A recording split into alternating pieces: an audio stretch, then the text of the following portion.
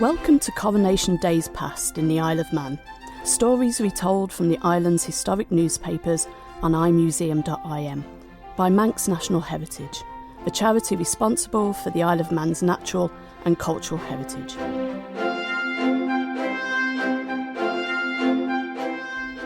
Queen Victoria was crowned at Westminster Abbey on the 28th of June 1838, aged 19. In the weeks before the big day, talk in the newspapers and over breakfast tables in the Isle of Man was whether the island was prepared or cared to celebrate.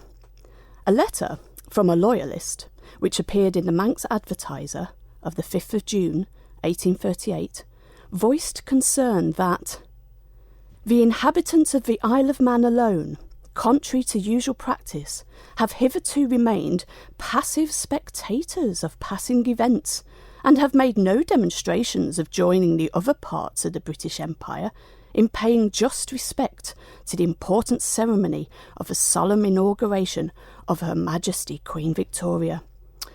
The Advertiser agreed and hoped preparations would soon take flight, as did a correspondent to the Mona's Herald, quite literally, with the suggestion, "Two very fine falcons are at present in the possession of Mr. J. Stevenson of this town. They are of the same description of birds as those, in former ages, presented by the Lords of the Isle at the coronation of British kings and queens, and by which presentation, history says, the kings or lords held their exclusive privileges. Is there no person now existing who can present these natural curiosities at the approaching coronation of Her Majesty Queen Victoria?" A public meeting was in order. Civil servants were asked to give up their holiday. "The High Bailiff has called the loyal inhabitants of Mona to attend a public meeting on Thursday next at the courthouse for the purpose of devising the best means of celebrating the approaching coronation day of Her Majesty, Queen Victoria.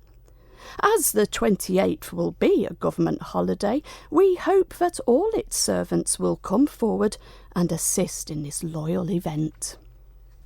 At the 11th hour, the island rallied.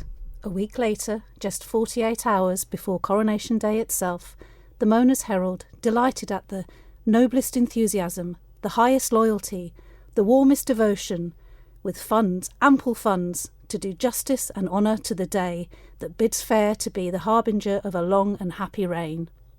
The shopkeepers and inhabitants of Douglas were keen to put on a show as the loyal day approached.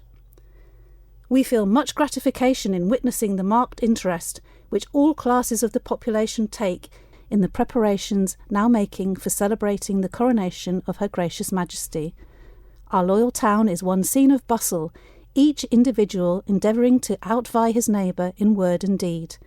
We observed, in Mr. Dale's shop in Lord Street, a splendid crown and cushion, which are destined to form a part of the procession. He has also a vast number of very elegant rosettes on sale, which we would recommend our fellow townsmen to be speedy in purchasing. Mr. Stewart, Church Street, has also an extensive selection of splendid coronation rosettes. We give our townsmen similar advice respecting those. Victoria's Coronation Day in the Isle of Man on the 28th of June 1838 was a grand holiday of sound, colour, crowds and feasting, from the very early hours to past most folks' bedtime. It began, and not merely ended, with fireworks. Fireworks, etc. At an early hour in the morning, a royal salute was fired from the Tower of Refuge, which was responded to from many parts of the town, serving to arouse the slumbering inhabitants to a sense of the joyous and important morning which had begun to dawn upon them. At 10 o'clock, a huge procession, a more splendid spectacle, a more heart-cheering sight we never witnessed, took shape on Douglas Pier Head for the march to the service at St. George's. About 10 o'clock, the members of the various benefit societies, decorated with scarves and sashes, and the officers bearing ornamented sticks and other insignia, began to assemble on the pier, the appointed rendezvous, while along the streets, which had begun to assume a holiday aspect, were to be seen groups of blooming beauties from the country, each dressed in her best bib and tucker, and accompanied by a hale and hardy-looking son of the soil, whose red and rotund phiz proclaimed him a stranger to care. Nor was there any lack of our fair townswomen, whose smiling and happy countenances tended much to enliven the scene. The procession being formed, the congregate multitude proceeded to St. George's. One society stood out for special mention. Douglas Artificers' Society, preceded by a well-designed crown and cushion, which were executed and presented to this society by a member. The members of this society were decorated with white silk sashes, on which were printed the words Artificers in blue, and God Save the Queen with a small crown in red. The officers wore large coronation medals, as did also the officers of the other societies. The length of the procession must have exceeded a mile. But it was the 1,500 children who joined the procession after the service, each carrying small banners denoting to what religious establishment they belonged, who marched along Athol Street and then along the North Quay, up Duke Street, Drumgold Street, Great Nelson Street, Prospect Hill, along Finch Road, Marina to the Castle Lawn, who brought joy to the crowds watching. Not least 4 of the boys of a Douglas Sunday School who bore on their shoulders a crown of considerable magnitude, most ingeniously manufactured of currant buns, which reflected great credit upon the architectural skill of the pastry cook. The Castlemaine Hotel was where the procession ended and the festivities began, with 2 capacious tents erected on the lawn. It must have been a sight. The arrival on the Castlemaine lawn had a very magnificent effect, and the assembling of the societies in front of the Castlemaine Hotel was really superb. A grand general public dinner on a roasted ox and a couple of sheep on the castle lawn in the open air, amidst the gambols, feats, and pastime of the rustic race. There the children were regaled with buns, pies, milk, etc., and the adults who chose to pay for them were furnished with sandwiches and other refreshments. After the repast, sports commenced, viz., climbing a greasy pole, running in sacks, and such like simple and innocent amusements, which afforded much fun to the laughter-loving bystanders. Climbing a greasy pole on Coronation Day ought, in my mind, to be a comic, if slightly sardonic tradition. On the lawn at Castlemaine, a pole, well soaped, was placed, at the top of which was placed a new hat, which it was announced would be given to any person who could ascend. After several unsuccessful attempts and very hard labour, it was at length taken off. This, as well as some races in sacks, afforded very great amusement. Inside the Castlemaine, in the Grand Saloon, the mood was less fairground, though no less enjoyable, with a luncheon at 3 o'clock for 250 subscribing guests, ordered by the Coronation Committee, Sir William Hillary in the chair. Probably they heard the strains of the band, who in the centre of the lawn struck up an enlivening style the national air of God Save the Queen, which was rapturously applauded, the children joining in before parting. The Manx Sun newspaper was entrepreneurial in having earlier in the day attracted attention with the novel sight of a printing press, which our publisher had transported from his office on a cart, and at which his apprentices were busily engaged in striking off the national song of God Save the Queen, many hundreds of which were gratuitously distributed, and after having toiled hard and worked laboriously for the amusement of the populace, they were permitted at the 11th hour to dispose of them at the lowest current coin of the island as a trifling emolument for themselves. The Victorian print era of souvenir pages had arrived. Afternoon turned to evening, and with it lamps were lit. Above the entrance of the Castlemaine Hotel was erected a very beautiful crown, with the letters VR tastefully illuminated by coloured lamps. The device had a good effect, and Mr. Heron, the spirited proprietor of the hotel, taste and loyalty, were warmly applauded by the multitude present. Above the gasworks, a crown was also erected, which was lighted with gas and was generally admired. Some of the poor of Douglas could, that evening, look back on the day with gladness and a full stomach. The coronation drove many to acts of charity. Subscriptions from the wealthy and feeling part of the inhabitants exceeded the expectations of the committee. At the soup dispensary alone, upwards of 600 poor persons received a most substantial and plentiful dinner of pea soup, roasted and boiled meat, plum pudding, potatoes and bread, for which they were extremely thankful. All blessed the Queen and wished her a happy reign.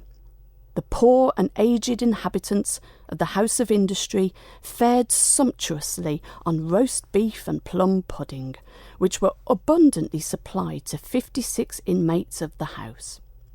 For all the royalist sentiments expressed, and loyalty to the Crown exhibited, the coronation of Queen Victoria will long be remembered by the inhabitants of Douglas, but particularly the poor, to whom it was truly a day of feasting and rejoicing. At night, fires on the Tower of Refuge and fireworks of a superior order were received with repeated cheers by the assembled crowd, including a superb star in rose-coloured fire, the star surmounting the letter V. Remarkable as these pyrotechnical displays were, to Victorian eyes, nothing matched the spectacle of the steam packet Mona's Isle, adorned with an immense number of lamps, a magical sight in Douglas Bay. When she began to glide across the bay, you might have supposed she was made of gold. Upwards of 600 lamps was suspended in regular order from her rigging and round her hull. The illumination on board the Mona's Isle was completed with the greatest regard to taste and regularity, and reflected considerable credit on the abilities of her gallant Captain Quayle, under whose superintendence they were conducted. About 12 o'clock she started across the bay, her lights still blazing amidst the firing of cannon, letting off rockets and burning blue lights, appearing like a meteor. Although the hour was so late, numbers remained out to view this enlivening scene and were amply repaid by the gratification. Elsewhere in the Isle of Man, the coronation was celebrated, not least in Castletown, then the capital of the Isle of Man, where the monumental pillar, erected to the memory of the late most excellent Governor Smelt, was tastefully decorated with various coloured lamps and the letters VR in the same, and the Lieutenant Governor, military societies and the rest of the town cheered the band and the firing of 3 volleys in front of the George Hotel. Oddly, no similar celebrations, or indeed any, were reported by the newspapers as happening in Ramsey. We feel surprised that we have not heard a word of the Ramsey merrymakings from any of our correspondents, and can scarcely bring ourselves to believe that that town is so absorbed in apathy as to not join in some way on the joyous occasion. Perhaps the drivers of the stagecoaches were not fit that day to carry the news. Whatever the reason, the Manx Advertiser was sure that all those in the Isle of Man were animated by one spirit, that of loyalty. A visitor to the island wrote to the Manx Sun to register his surprise that only one spirit, that of loyalty, took hold that day. To the editor of the Manx Sun, Sir, a visitor to your hospitable shores, I cannot but express the gratification felt in witnessing the display of loyalty to our young sovereign on the occasion of her coronation yesterday. I took occasion, Mr. Editor, to watch narrowly for any indications of intoxication amongst so numerous a body of men, and although the occasion was one when a little licence and latitude for excess in giving vent to the feeling of loyalty and patriotism might be excused, it was to me a most remarkable circumstance that scarcely 3 individuals could be found in all this large assemblage under the influence of intoxicating liquors. Douglas, June the 29th, 1838. A visitor.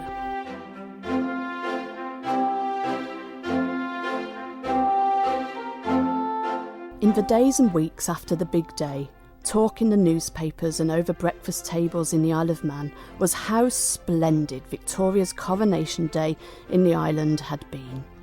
The loyalist who wrote to the Manx Advertiser at the start of this piece needn't have worried. Far from passive spectators, all became eager, if not ambitious, to bear a conspicuous part in the display of devotion to the cause of Victoria I. This display, as exhibited in the town of Douglas, was more brilliant and enthusiastic than ever before seen or ever before expected. And best of all, it was affected by a spontaneous feeling of loyalty, by a burst of enthusiasm, which no authorities instigated, no official example invited, no military or scenic show prompted. Victoria's Coronation Day in the Isle of Man is part of Coronation Days Past in the Isle of Man, stories retold from the island's historic newspapers on imuseum.im by Manx National Heritage, the charity responsible for the Isle of Man's natural and cultural heritage.